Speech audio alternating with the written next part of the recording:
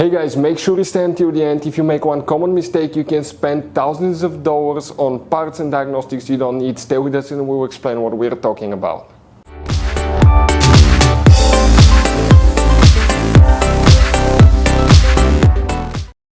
Hey guys, welcome back to Auto Repair guys. Thank you guys for watching and subscribing to the channel. Today will be super helpful video to any of you guys having a Toyota Sienna, specifically this generation right here, from year 2011 to year 2020 guys. If you have one of those, you need to find where the fuse for the rear left power window is located, which fuse you need to check, actually two of them, where you can buy cheap parts, tools, fuses, relays at a good price, quick shipping, that way you do not waste your money and time, and why it's important to always test fuses and relays. All that guys will be covered absolutely free for your convenience. Make sure you stay until the end.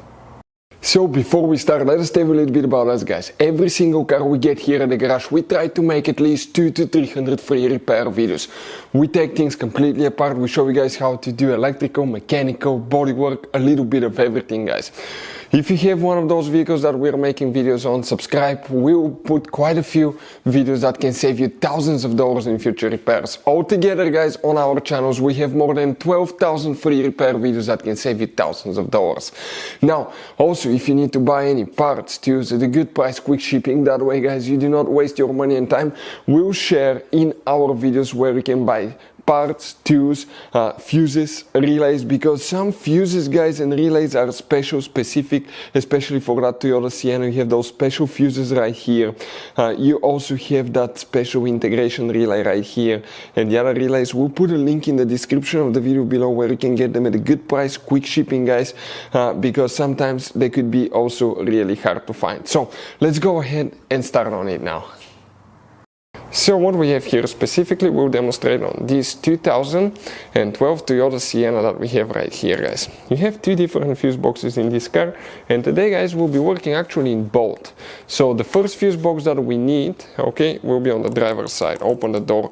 If you look above the pedals under the dash on the left side where the arrow is pointing, look all the way upside down, you'll see one white cover like this one. Open that cover and you'll find a fuse box layout that will look just like this one. Before we continue, let's explain quickly why it's important to always test fuses and relays.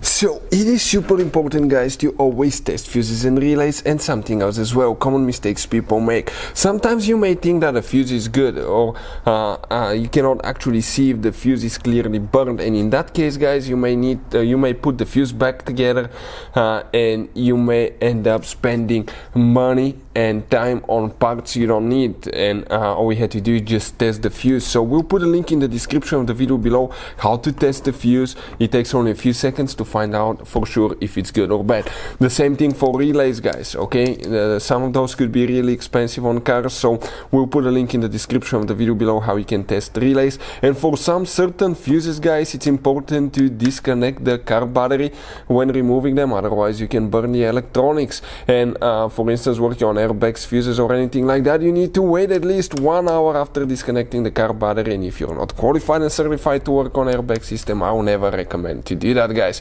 But when disconnecting the car battery guys, okay, common mistake people make, it's important to know which battery terminal you reconnect first. If you do it the wrong way, you can burn electronics modules. How we know about that? We burn before the traction control module on BMW that cost us $2,000 guys. So we'll put a link in the description of the video below which battery terminal to disconnect first. Check it out for your convenience.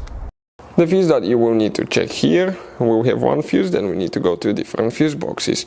1, 2, 3, 4, this is not used, we don't count it. 5, 6, 7. This is the main rear left power window fuse that you will need to check. Then you need to open the hood. Facing the engine on the right side, you will have a fuse box right here. Open that cover guys. Underneath it you will find a fuse box layout like this one. If we zoom in a little bit, you will notice, okay, we can actually even open that angle so you can clearly see things. Right here, if you come in this row of fuses, you will need to check that's fuse 36, 37, 38. That fuse here will need to be checked right there. Hopefully the video will be helpful. Thank you for watching. See you next time.